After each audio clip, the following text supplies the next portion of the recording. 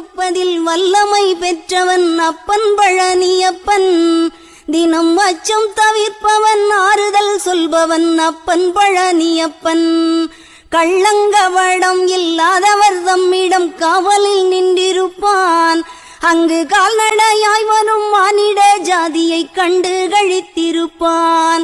துள்ளி வரும்படி வெளுக்கு மேலொரு ஜோதி பிழம்பும் உண்டோ, அந்த சுப்பையன் போலொரு அற்புத தெய்வத்தை சொல்ல மொழியும் உண்டோ.